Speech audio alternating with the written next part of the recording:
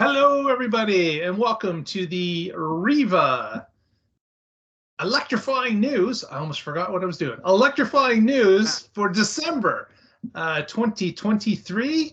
With me, as always, we have our co-hosts. We have Mr. Eric Stevens from the Lissville area. How are you today, sir? I'm doing fantastic, Mark. Excellent, excellent. And of course, we have Mr. Ian Graham joining us from downtown Kitchener. How are you today, sir? I got my lemon ginger Christmas mug going for today. The holiday mug is out. I want to know when we're going to get the WREVA Christmas mugs that says something like "Looking forward to spring for more range." And a Santa in a like a, I don't know, put him in some sort of EV. Yeah. Although I do have to say that, knock on wood, this winter so far, yeah, I know it's not officially winter, but this fall season so far has been really light on snow and light on shoveling, which is always popular around my house. Yeah. Don't say that, Mark. Now you jinxed us. Yeah. Next week it's gonna be like, oh, way to go, Mark. Oh well, I thought I'd get it out while I could. So it has been good though that the weather has been nice for us for driving and everything. But I actually stopped today at the Tesla on Kitchener on Victoria Street and talked to my buddy that works there, and he made a point. It's like more people come in when the weather's nice and check out stuff and all the lots. It's a lot easier for them to come look at the stuff on the lots than So he's pretty happy about this December being what it is. Yeah. Exactly. Yep. Well, let's get on with the Electrifying News December. Ian, if you would. All right. So the first thing that we're going to discuss today is it seems every year this number just keeps growing bigger and bigger in terms of the number that is not being produced but actually being avoided, and that is, of course, the barrels of oil per day. And this has been an interesting year with the vehicle sales and the uptake in electric vehicle sales. And of course, because of this, we're having a real shift from the amount of barrels that are actually being consumed as well. And so this is great. From 2015 to 2023, we're 720,000 barrels of oil in 2015, and now 1.8 million barrels. So we're avoiding all this stuff. Passenger EVs are the biggest aspect of this, to represent 23%. And buses and commercial vehicles, of course, 13.3%, which makes sense. The buses aren't being, and commercial vehicles especially as well, are not being converted to electric quite as fast as the passenger vehicles, but that is happening over time as well. And this numbers, I think every year is just, we're going to keep seeing that grow. And and the big thing too is like the 1.8 million barrels of oil a day. I think that we need to look at that is 1.8 million barrels of oil that's not being burnt. That's the key point to think about this chart. And this just came out actually yesterday as well. So it's a good thing that we're seeing. Hey, it's that much less that we're doing to your environment, pollution, CO2, all that stuff. So it's a good thing. Yeah, and seeing like the 2 to 3 wheelers on there too. That's not surprising too, because that's one of the most popular modes of transportation in Asia and stuff like that. So there's been a huge proliferation in electric scooters and stuff like that in many of these markets. So it's not surprising that these are easier vehicles to maintain and store and all that stuff as well too. So it's not surprising that those have caught on in many of these, usually very highly densely populated regions. And I fully expect to see, buses and commercial vehicles, that area is going to be massive growth, I think, over the next little while, because I think a lot of fleet owners are now starting to see the benefits of going electric. And there's now a lot more options in those markets now starting to come to market. So. Yeah, that makes perfect sense, Eric. Those commercial vehicles, which of course drive through our cities and byways throughout the days and weeks of the year, that's going to be a huge difference once it starts to kick in. And certainly being able to see some more of those models available is going to help those fleet owners make that decision quicker. So hopefully we can watch this this chart change exponentially as the years go by. Mm-hmm. Yeah. So yeah, it's interesting. I mean, it's when you look at you know, the 2 and 3 wheelers, Eric, like you pointed out, like, you know, and of course with Asia, that's a big thing. It's amazing how much more that keeps growing. The passenger vehicles as well, but nothing like the 2 and 3 wheelers that we have going on that way. All right. And of course, we also talking about commercial, besides transport trucks, now getting into the actual the flight aspect. I saw some of the media, news media around this was pretty interesting. Yeah, this is sort of an interesting topic, and I'm bringing it up. You know, historically, airlines have been allowed to use blends of different types of biofuels in their aircraft now, but this was the first sort of aircraft that was allowed to fly. It was, mind you, it was flying empty, but it was flying with 100% sustainable aviation fuel. And, you know, there's some controversy around Virgin Atlantic and them missing some of their carbon reduction targets. But what I thought interesting about this was, you know, the fact that they are using sustainable aviation fuels for this. And, you know, today sustainable aviation fuels are, you know, expensive. You know, today they're running anywhere from 6 to 20 times more expensive than Jet A fuel, which is primarily kerosene. But, you know, there is some technology out there now that's taking carbon that's captured and combining it with hydrogen using a process called the Fischer-Tropsch method, and basically making sustainable aviation fuel using that. And I've seen some projections that once it scales up in the next 3 to 5 years or so, it's a possibility it might even be on cost parity, maybe even a bit cheaper than jet fuel today. So it's very promising for, especially at least for long haul flying. You know, I think for short range flying, I think we're going to see the proliferation of electric or other types of options in that. But for long haul flying, transatlantic, trans-Pacific type flying, definitely there is some potential there for sustainable aviation fuels. Mm-hmm.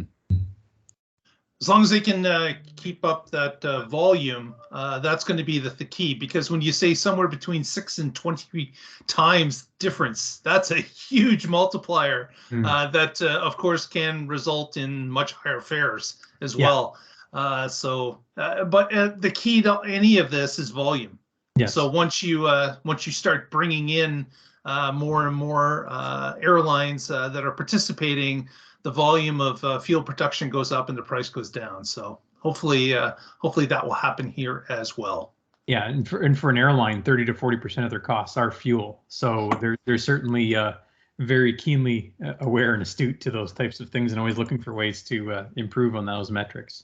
Yeah, they're going to try and sell 6 to 23 times more French fries at Disneyland to get the French fry oil used for this.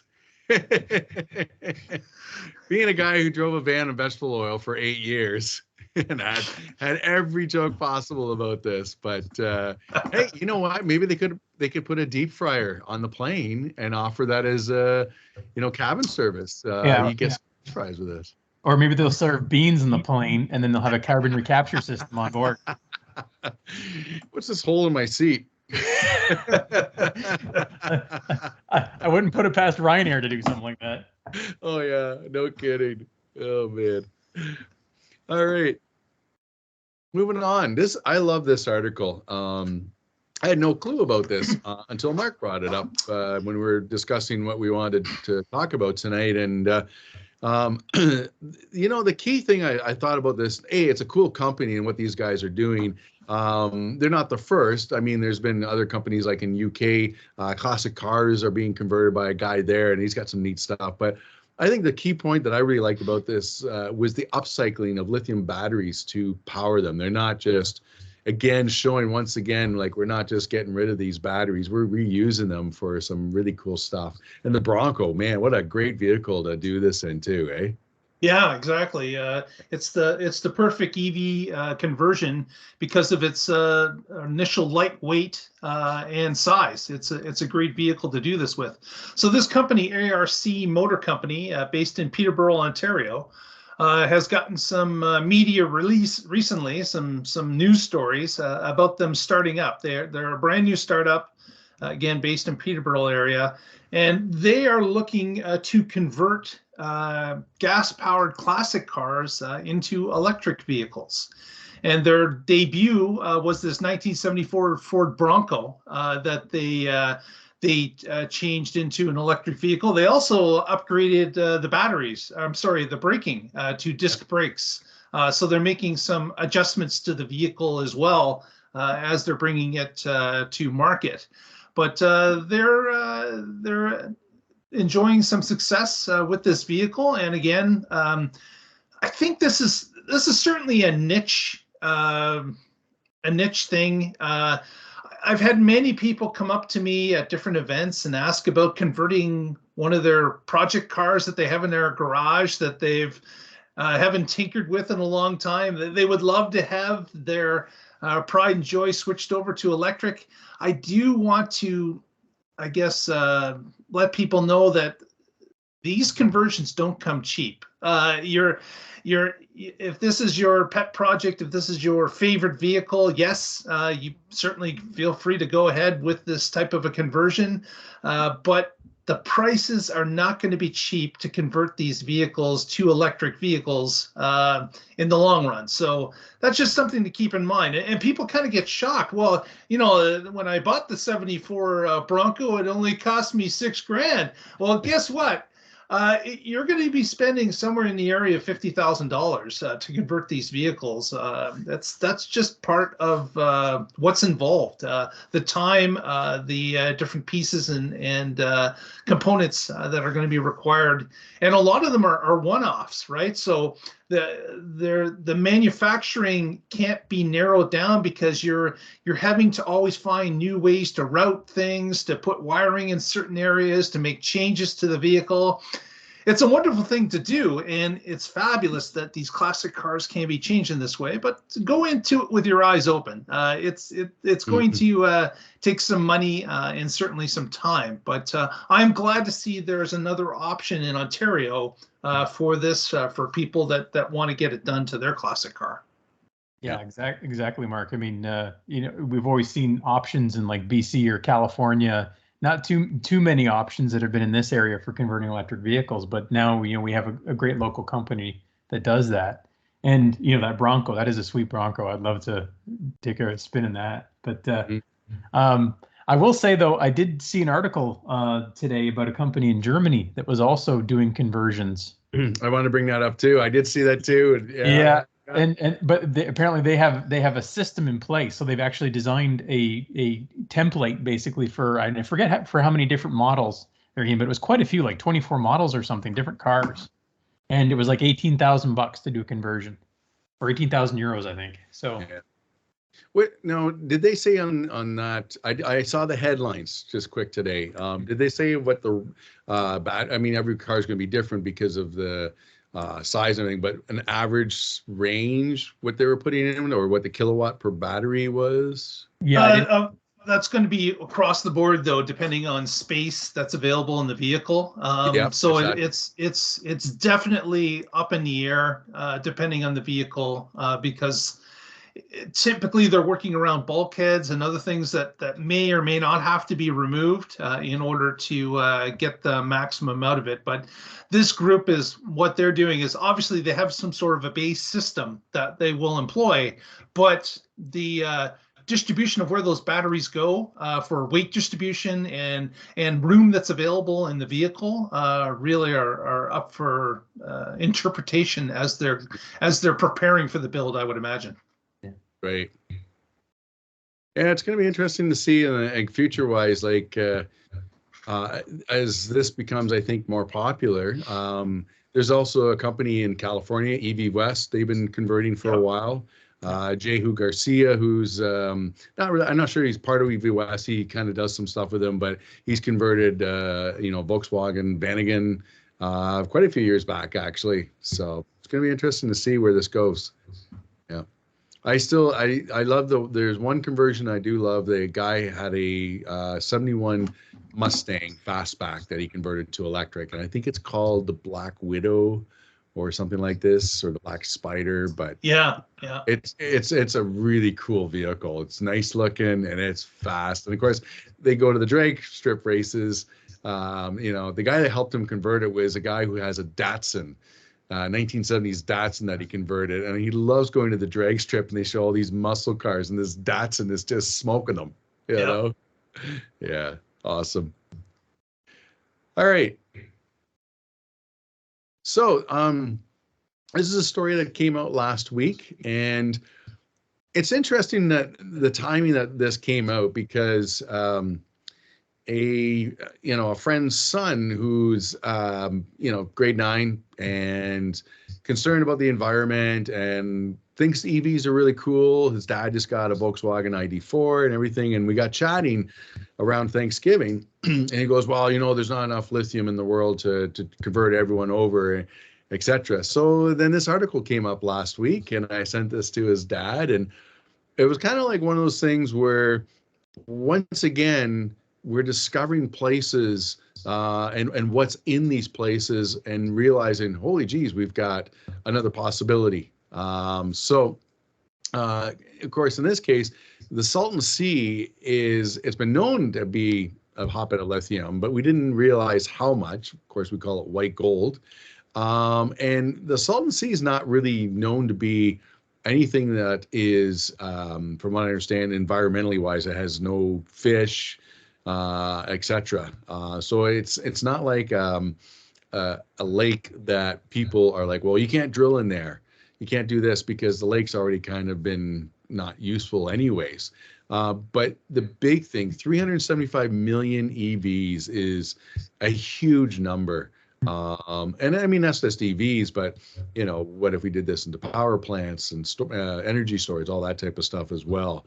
But the big thing is Department of Energy, of course, they're saying is that this could enable the states to meet the or exceed even the global lithium demand for decades. So we'll see. It's the biggest issue. How do we get it out in such a way that's sustainable? Yeah, and I think one of the things, Ian, that people keep thinking about it too is, people keep equating some of these resources and they try to equate it to sort of like the oil and gas industry. But people have to realize we're not burning these resources. They go into batteries, and at some point they can be recycled and reused again to make new batteries. So we don't need enough lithium and cobalt and copper to make EV batteries forever. We just need enough to be able to ramp up production to start to develop that circular economy. And then once you get the circular economy built, then resources become a moot point at that point. It's just a matter of recycling and getting resources. So, and there's plenty of those resources in the world today to achieve that. So it's just a matter of getting the infrastructure in place to take advantage of. Yeah. I think what we're seeing here as well is we're seeing that when we require certain resources in order to increase production, in this case of EVs, mankind starts looking for different answers, different ways of doing the same thing with different resources. And I think that we haven't really looked that long into what can be performed for EVs for production scale up. And this is just supporting the theory that we really haven't looked for these type of resources before in the past. Now we're starting to look for them, and they're starting to show up in a number of places right here in North America when industry is forced to consider where these resources are coming from in order to qualify for, say, incentives in the United States. We find that we do have these resources. We just have never been looking for them or trying to obtain them in this way. So this is great news, and I expect a lot more of this will happen as time goes along. Yeah, it can't be just one spot, right? Right.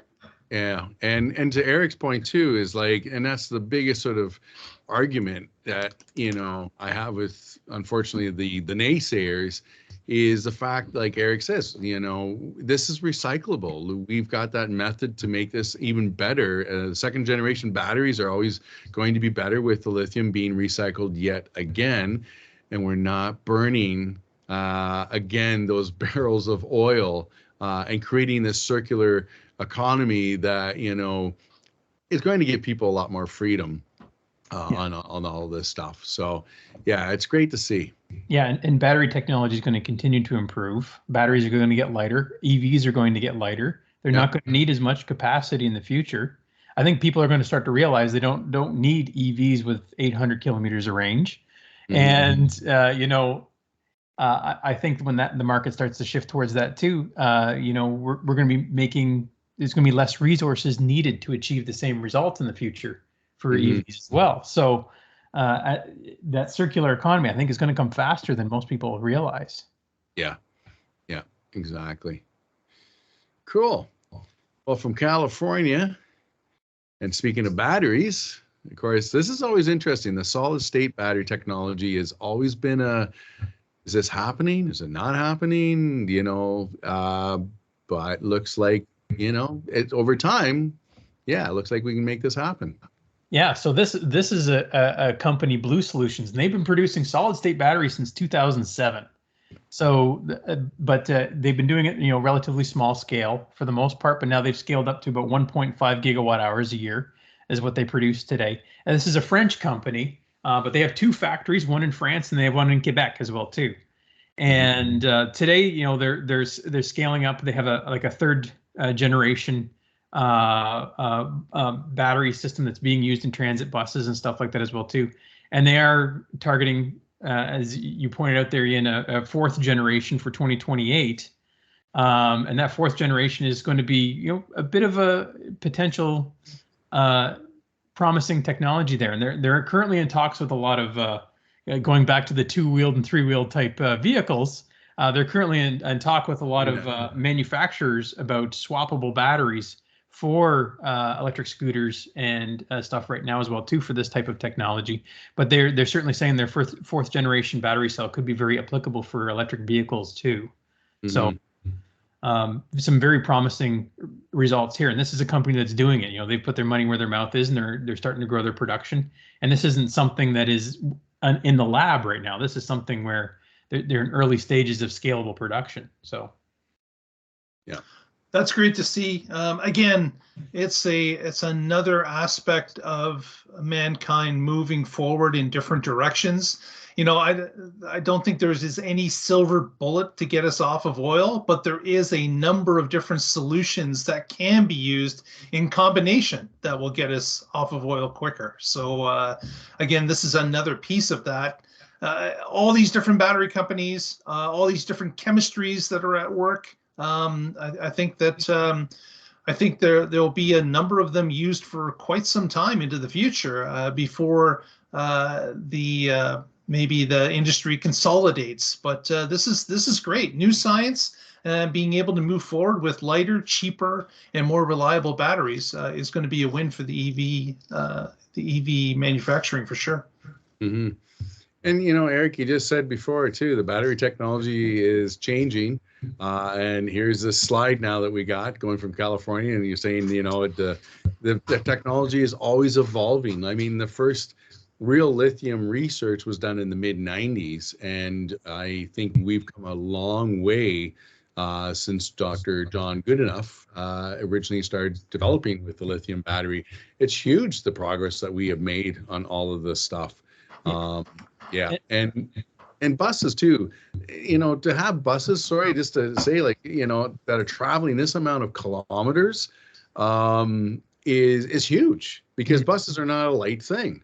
And it's not like we have city buses. You could say, oh, well, city buses don't go as far, to a point, but they're running, some cases 24/7. And it's pretty incredible when you see some of the stuff they're doing. Yeah, it's only been basically the last 10 years where real serious money and time and investment has gone into battery research. I mean, battery research has existed there for a while, but there's been some real serious money over the last decade that's gone into it. But it takes that long to bear fruit in that type of thing too. So, but if you put big money into research, by the time you actually get a technology, learn to mass manufacture it and actually scale it and tool it to manufacture, it takes over a decade to do something like that. In some cases, even longer than that. Yeah. So we're just starting to see some of these investments starting to bear fruit. Yeah. Yeah, exactly. No, it's great to see. Really exciting on that. Yeah. All right.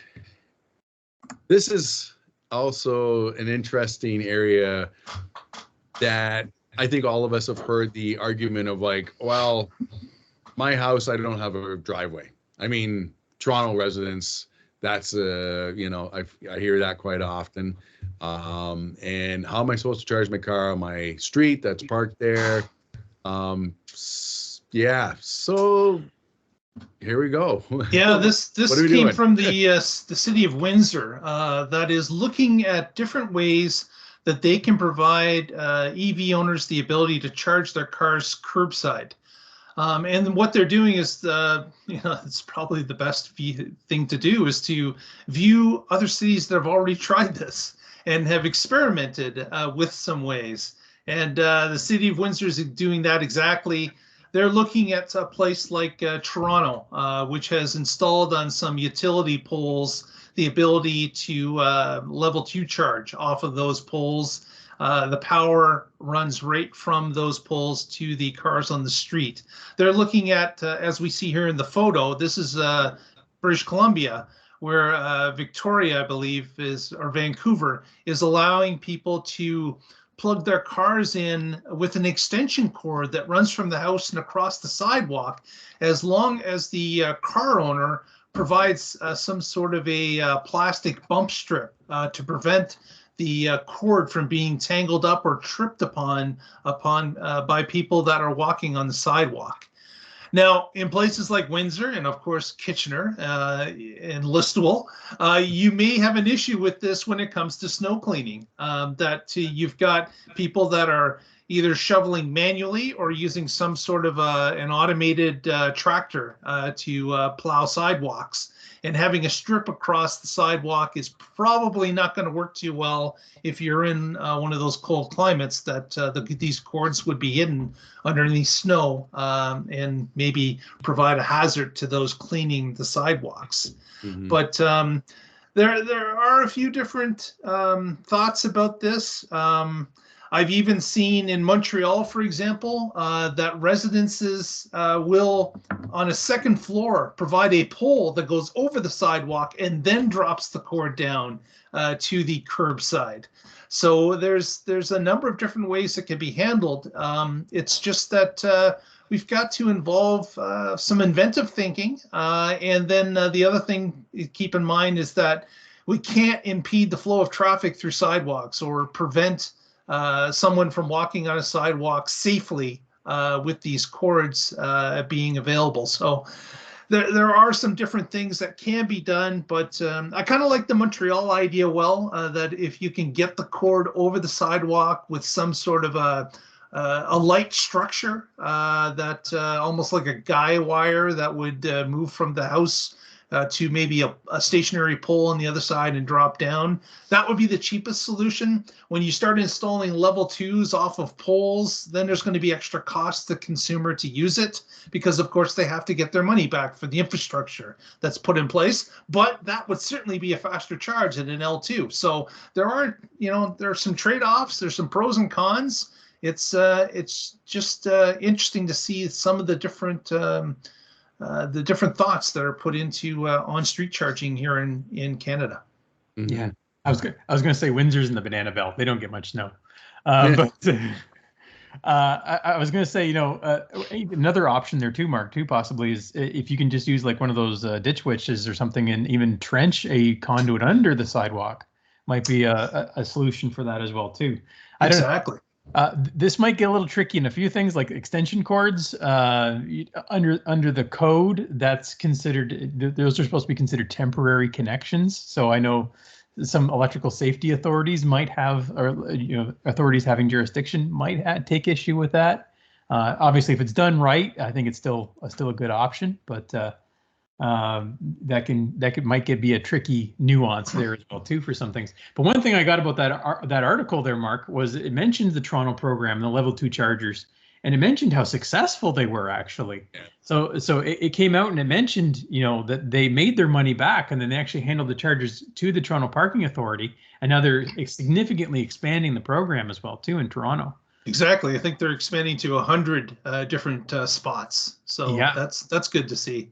Yeah. One other thing that could be thought about for municipalities moving forward is that whenever sidewalks are put in place that on-street charging could be provided, is maybe you put a cut in the concrete before you, or as you lay it, and just provide a small, 1 to 2 inch size grate that would bridge the distance between the cut and the concrete, so that the trenching would be a lot easier to be done if you could get to one of those breaks in the concrete. Yeah, or lay some conduit down in front of every property that Yep. goes as the sidewalk's laid. Yeah. Mm-hmm. Yeah, I think that's I like that idea. The one with Montreal was kind of like having a structure that goes over top of the sidewalk. I think is great too, except weather-wise, Montreal, of course, they can have their sort of snow, ice storms. Now, are we going to deal with some falling ice? Are we going to have squirrels suddenly running across this, and then issues that way? But the fact that Toronto had such a successful program, I think, is something to look at and follow. And from what I understand, the Toronto program, you had to pay like $5 to be part of this, which nothing, really. And it's, I think it's a good thing for them to learn from.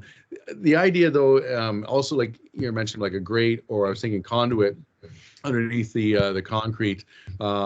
Great if you're maybe doing new concrete at the time and everything. But yeah, it would have to be new. Yeah. Yeah, but if it's there, which is the majority, that's going to make it a little more difficult. Yeah. Unless there's a way that they could, somehow cut the concrete in such a way, like bore it out, put the conduit in with a grate then on top that maybe snaps in place, and then you're not really disrupting so much of it. But sidewalks do get redone after a certain period of time. It's usually a long period of time. But eventually they do get redone by the cities too. And if you make it part of the building code that, this is a requirement, that's something that would gradually work its way in too. Yeah. Now, if they okay, so if we add to that and said that not only that they're redoing the sidewalks, but the new sidewalks, not only do they have to provide proper charging for the car, they actually melt snow, so we don't have to like bust our butts lifting it up. Everything's there electrically. Why not? Yeah. That's all fine and dandy, Ian, to get your bill from the city because it went up 50% on your property taxes. I might be obliged to support that, Ian, because it might boost my company there a little bit. So yeah, I was gonna say you got the the underflooring heating and stuff like this. We do snow melting systems, yeah. Yeah, just got to figure a way to tap it into the neighbors, Exactly. Nothing like boosting business by saying I've got about 680,000 kilometers worth of sidewalks to coat. Yeah, exactly. Oh, anyway, so some interesting, issues that kind of come about with this, but we probably can get some interesting solutions. Absolutely. All right. Now, I was interesting. I actually was in the Record on Saturday in regards to, I made a little comment about the carbon tax. And it was a response to a gentleman who was saying about, the cost of everything going up with the carbon tax. But my argument about it was, yeah, everything's going up. So is record-breaking heat. The last 8 years, we've had record-breaking temperatures. So are our insurance rates because of them dealing with extreme weather and everything in this respect. But then the other thing is, I kind of threw back at him as like, and I've just gone through this, we have green energy grants, we have green energy loans, we have different incentives. The technology is evolved and changed. I can tell you after like a few months now with this heat pump, it's been awesome. What I used to set at the gas, furnace for 19 and a half, I'm kind of like 18 and a half now because it's just so much more efficient. So Anyways, and then the other quick thing too, the picture there is those conservative guys, really small, going on about axe the tax. I didn't want to put too much, emphasis. I made it. So you really minimized the picture. Yeah. To me, yeah, I minimize the picture so they can have the world's tiniest violin to carry on about what they're bitching about. Well, I was thinking another joke there, Ian. I just saw a small Pierre Polar Bear, and I said, "That's a mighty small peepee you got there." So. Oh, good one. Oh man. But yeah, I kind of like this story because a lot of people out there, they're sitting there, they're just assuming, and especially the misinformation that surrounds this topic is just astounds me sometimes. But this article came out and followed up some research, basically on how much does it actually cost people, the carbon tax. And the fact of the matter is most Canadians actually make money with the carbon tax. It's not actually costing them money. If you're somebody, the study did show that people who are higher income earners who tend to have, larger houses, larger vehicles, consume more energy. Yes, those people do pay more in carbon tax than they receive. But for the most part, the average people, especially lower income Canadians, because obviously they're watching their pennies and they're watching how much energy they consume, they actually make money off the carbon tax. And I've always been the type of person that has come out and said the carbon tax is, largely an optional tax. We do have choices to avoid. As you mentioned, Ian, you've installed a heat pump. I've got a heat pump system and solar panels. Now, not all people can have the capital to make those changes right away, but there are small choices and changes that people can make to minimize how much they pay in carbon tax, basically. And everybody receives the same rebates for the most part. So. There are ways to, that's the whole purpose of the carbon tax, is to try to incentivize people to make those changes in their life to minimize those types of fuels that they consume. It's also something that is promoting Canadians to think about what their future energy resources are going to be like. I understand that if you have a gas furnace, yes, you're going to want to get full value out of that gas furnace. But guess what? After 17 or 18 years, it's going to be up for replacement in your home. And maybe this will give you cause to think about, maybe I should be looking at the option of switching over to a heat pump at that point instead of another gas furnace, or at least do the comparisons so you can see if it financially benefits you with the carbon taxes that are in place. Yeah. No, and that's the thing with the heat pump. It has been interesting since August when it was installed until now. Of course, we've had even today, like a bit of a chillier day. It blows my mind how incredibly efficient this has been. Now, my first electric bill that I got was not really much different than any other bill that I've ever paid.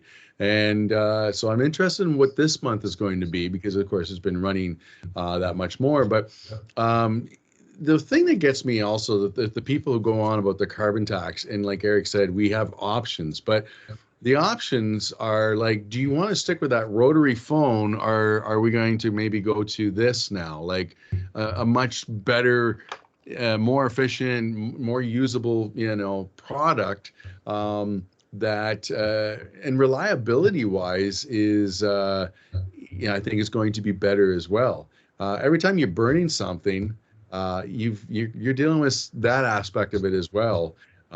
So even for the air source heat pumps as a backup, you can get a gas, part of that to be, so if it goes below, in my case, it's minus 20, minus 25, then the auxiliary heat turns on and you have the option of doing gas. But I stuck with electric. I just went with, the electric heat again. Why?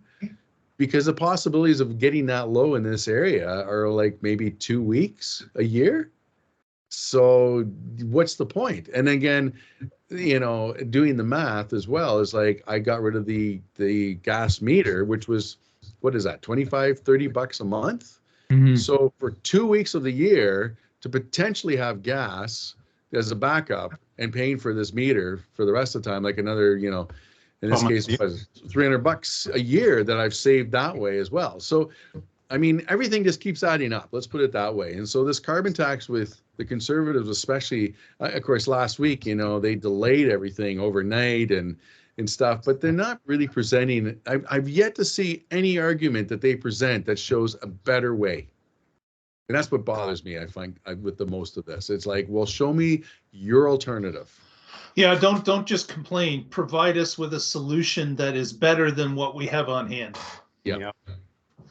So that's the biggest issue. Other than that, you know, you're just that little distant, you know, protest group in the background there with your tiny violin. All right. Moving on from carbon taxes to Tesla. Exactly. This is pretty cool. Like, man, they're expanding. Like this year, they are really expanding a lot. I mean, we're talking about just a couple places in Ontario and close to us. Yeah. But across Canada, I think Tesla has now breached the 202 supercharger locations across Canada with an average of 8 stalls per location. So it's definitely been blowing out.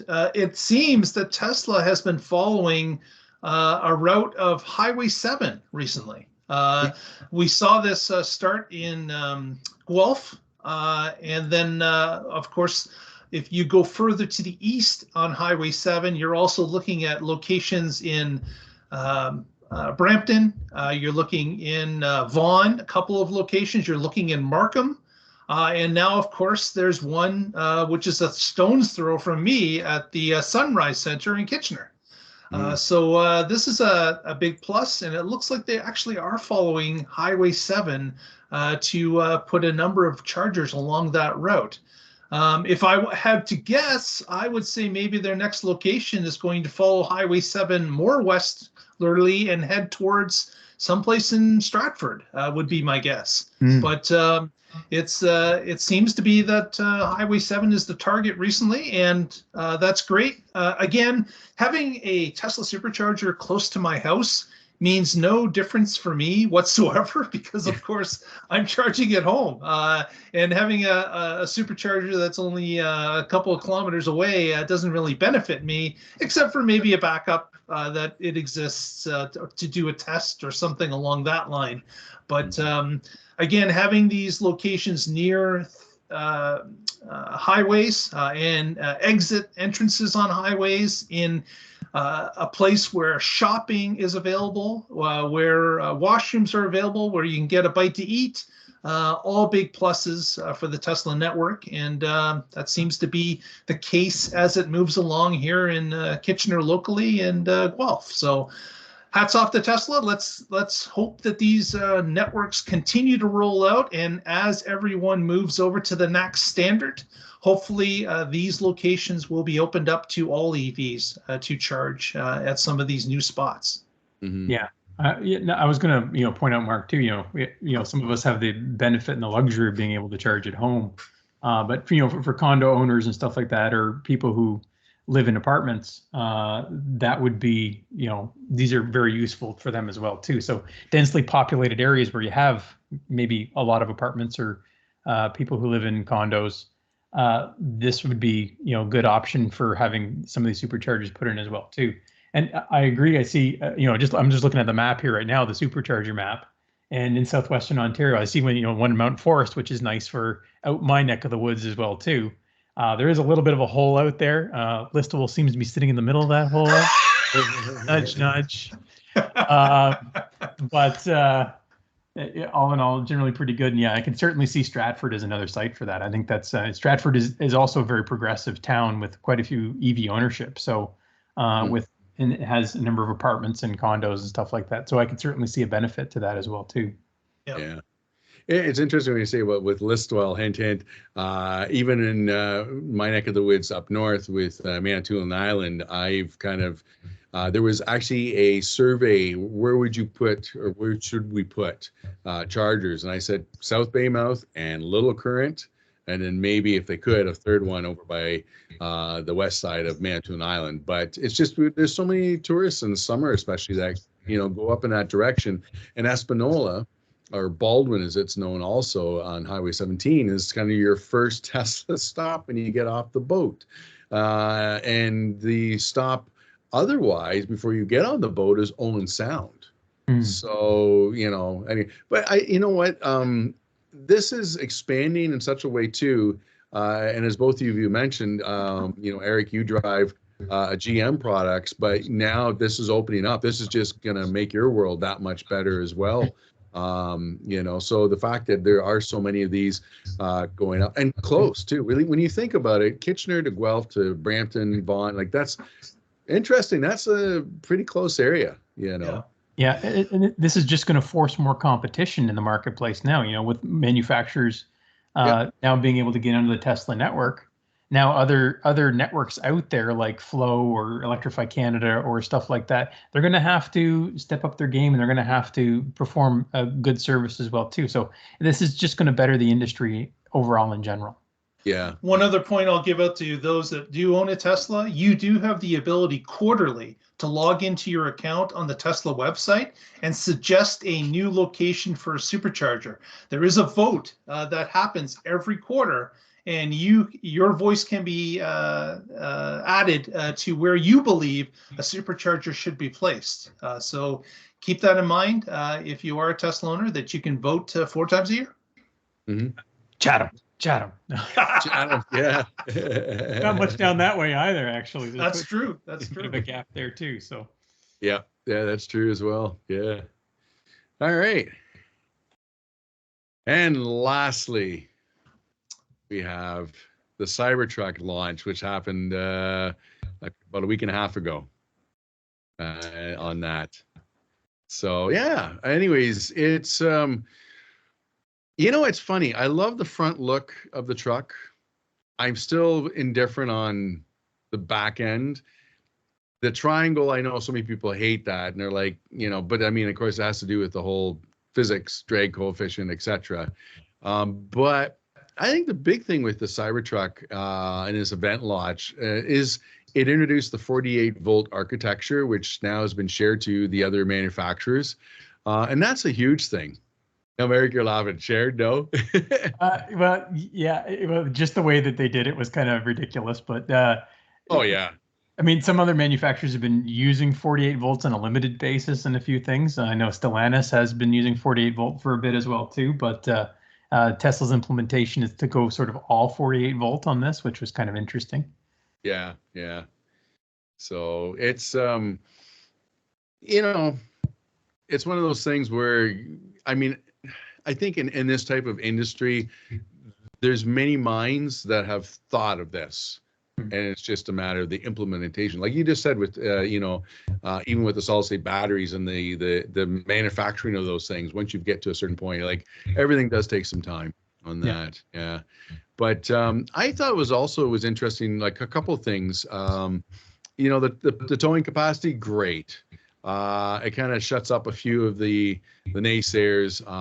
It's quite a bit of towing capacity they got. But I love with the towing capacity the fact that they had a range extender as a separate unit, which I'm interested in seeing how that's going to work, because is that separate unit also potentially ability to buy that? I doubt it, but we have the Powerwall. Okay, well, is there a way that we could buy this and have it integrate as part of a Powerwall as well? Some people it might be another sort of thing as an expansion even to a Powerwall. But I love the fact that there's 220 volt and 240 volt outlets in this, and the fact that they are talking finally about a grid outage. They can provide power directly to the home, and in this case 11.5 kilowatts, which is nothing to laugh at. That's a good amount of power. And then of course with the range extender, I don't know if this is a foretelling of our future, that we're going to have to be getting Cybertrucks and range extenders and everything, power in our homes this way, because our future is not looking good. It's just got that foreboding thing to it as well. But anyways, it's it's been interesting. That's for sure. I like the idea that this 11.5 kilowatts of power to your house, that's great. We had heard from other industry experts, such as Mr. Jeff Don from Dalhousie University, who works for Tesla, but had said, you know what, we can't make all the batteries for all the cars and for all the homes at the same time. Why don't we use both so that we can have the ability to maybe have the batteries as mobile in the cars, but when they get home, where they spend 90% of their time, have them be able to plug in and share that energy with the grid and be able to charge and discharge as the grid requires. So yeah. I think this is where this is heading, and it's good to see that Tesla is on board with this, because there was questions as to whether or not they wanted to have this type of ability or not. I think it all still comes down to the available cycles in any given battery. If you're going to be cycling the battery and recharging and discharging sessions, you've got to have one that's robust and that can do thousands of these sessions upon thousands, so that you're not degrading the battery that you use to drive your vehicle around, because it's helping to charge and discharge the grid. It's something that you're going to need to be able to have that rock solid architecture in those batteries, the chemical balance, so that those batteries can achieve those thousands and thousands of charges and discharges without degrading the battery's abilities. Mm-hmm. Yeah. I think the CyberTruck is an interesting vehicle because it has, introduced a few things that the industry's been talking about for a while. And I think this is one of those things where Tesla's trying to push it now and try to say, okay, hey, we're actually going to do it. Because I can remember even when I was doing my undergrad 20 years ago in engineering, we were talking about 48 volt systems. So, but in this case, I know they were kind of forced to, because they've gone to a drive-by-wire system. Yep. And that drive-by-wire system almost requires a 48 volt architecture, because 12 volt, the amperage on this system would just be too high. But, a few things here, Tesla's always been good at trying to do things different. And sometimes it's different good, sometimes it's different bad. But the one great thing that comes out of it is everybody learns from it. So it certainly helps progress the industry in general. And certainly other manufacturers are going to be taking many, many notes on some of the things that they're doing and what works and what doesn't. Mm-hmm. And that it only serves to improve the industry. The automotive industry is highly competitive. They're working in constant development cycles and constant looking to improve their products. And even in this case, some of the things like the being able to do vehicle to grid, most of the EV trucks in the market today, like the Ford F-150 Lightning or even the Silverado EV or the Hummer EV, are able to do vehicle to grid. So I think Tesla felt the need to push to be able to do that. I think that actually motivated them to incorporate some of these features, or even the idea of four-wheel steering. Elon probably saw the Hummer EV and said, hey, the Cybertruck's got to have that too. Yeah, so it's got to be competitive, right? So yeah. So this is the industry. Everybody's pushing each other here. Somebody comes up with something new, and it's the continual evolution of how things get better. And that not just in vehicle features and stuff like that, but again, like we said earlier, in batteries too. So the continuous evolution of engineering. So yeah, it's pretty cool. So I didn't tell you guys, but I have to see if we can get this going. Am I doing the right one? We'll find out shortly. You guys hear that? No, I don't, and it's not shared. I just see the CyberTruck screen.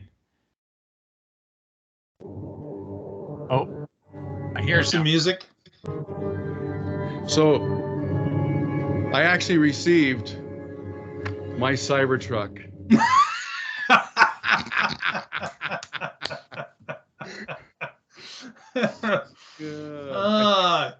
I figured Mars, the bringer of war from the planets, would be perfectly suitable for this. I remember I got this Hot Wheels Cybertruck, God, it's got to be a year plus ago. And I actually have the remote controlled version of it as well. And, you know, the more I look at it, it's like, do I really want to drive around in this thing? Because I got the why now, and you know what, it does what I need it to do. As cool as the Cybertruck is to a certain point, I'm still not sure.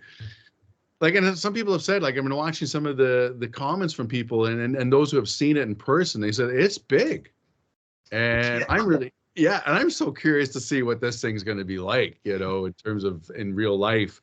You know, but anyways, I think the key thing of whether or not you like the look of it, it's all the other stuff that I think that's in it that it's gonna make it interesting, not just for Tesla, but also the whole car industry in general of where we're going to be going with this stuff. I'm just glad to see another large truck option on the market. That's going to help everybody select, and as Erica said, the more competition, the better it is for the consumer. Yeah, exactly. Yeah. So, all right. Well, there you go. That is very good. Very good. Well, wanted to ask you, if you're watching this at this point, you must like what we're doing. So please give us a thumbs up on the video. That would help us out. And if you haven't already, press that subscribe button on the YouTube video as well. And you'll be notified whenever we add a new WREVA video to the YouTube channel. You'll be notified first. So with that, let's move on to shout outs. And let's start with you, Ian. Do you have any shout outs for this month for the audience? Shout outs. Oh, man. I know we never do this at the end. Yeah, it's like something like we always do this. Then we're put on the spot and like, crap, forgot to. I don't know. The Leafs won last night, I think. I think they won. So you know shout what? out to the winning Toronto Maple Leafs is what winning you Toronto. Yeah. Yes. Okay. You know what? As opposed to the losing ones. Yeah, I'm actually going to give a little shout out to this week's been a couple of weeks has been kind of weird. We all know with social media that it doesn't take much to post basically what is crap, what is, you know, stuff that is not even close. I love how there was two posts recently I saw. One was the winter cars all, you know, jammed up, and the post about electric cars. This is the best one. Electric cars don't have heat. It was all these other comments. And then if we use air conditioning, within 3 hours, we have no more power within 3 hours. And the amount of people that I saw, that's what it was. EVs are the biggest scam. And the amount of people like agree. And it's sad because, and the shout out that I'm giving is to the guys out there who are giving the proper information, you know, and the best ones I love is the record. Yeah, and I'm kind of calling them out too and saying, like, why would a government ever allow an automotive industry to not have heat in your car? Like, that was the one that just blew me away. And of course, the other big one is, you know, this is a Tesla Model 3. Sometimes it says Tesla Model Y battery, but all the stuff to make the battery. And I don't know about you, but I don't know what 128 pounds of RAM chips are. That was a new one that I heard. I know there's the chip shortage, but 128 pounds was, you know, and again, maybe they mixed up pounds with grams. Yeah, exactly. A bunch of 128 grams on this. But anyways, the shout out to the people who, you know, and I'm sure, you know, the folks who even view our stuff, you know, it gives them hopefully some information as well to counter, you know, the burning of fossil fuels and what so much garbage that we deal with. And, you know, and I got to give a shout out to them because I see that they're, you know, they're getting in there. And of course, sometimes it gets a little heated, but it has to be said, you know, and it's like, you can't, I'm all for truth, and let's get the actual facts about things. It's not a perfect world. We know that, but we got better solutions. Yeah, I think that's why our group is important, and that's why we get out there and, hey, we live with these cars every day, and we can share those experiences. So exactly. Eric, any shout outs from you today? Yeah, I'm actually going to make a shout out because we attended the WISE conference there. Oh, yeah. The Waterloo Institute for Sustainable Energy, and it was especially the first panel was very technical on some things, and but glad to talk to some of the people out there who are living and breathing and trying to make our world a better place and trying to come up with some innovative solutions and how we can increase the sustainable energy and sustainable means for doing things. So, a shout out to them for inviting us and allowing us to talk about EVs with them as well, too. Exactly. Yeah, we appreciate WISE from University of Waterloo. Yeah. Very good. Go ahead. I got to bring one quick thing up. You guys know I'm such a diehard Rush fan, and I went and saw Getty at the Massey Hall for his book reading. But every night that he's of this tour, he's had a different guest interviewer. And of course, on Toronto, all of us flipped out because it was Alex's guitarist. And of course, they're great friends. But the person who did the Q&A was George Strompopoulos, who after the show, I actually got a chance to chat with him. And I haven't gone on to Instagram for a while, but George is actually doing, I have to see, I think it's part of his podcast where he goes to Greenland and is showing where the ice is changing. Like he's showing climate change and all the issues that are going on there. So I need to follow up on that. I just saw quickly that it came up, and I think for our viewers of this panel, they might find that interesting as well. Very good. Excellent points. Well, thank you everyone for watching. Again, give us that thumbs up and subscribe if you can. And we'll be back in another month. Have yourself a great Christmas and happy holiday as we move through the holiday season. And with that, we will say good night, good afternoon, good morning, whenever you're watching. And again, thanks very much for tuning in. Feliz Navidad. Good night, and may Santa buy you an EV.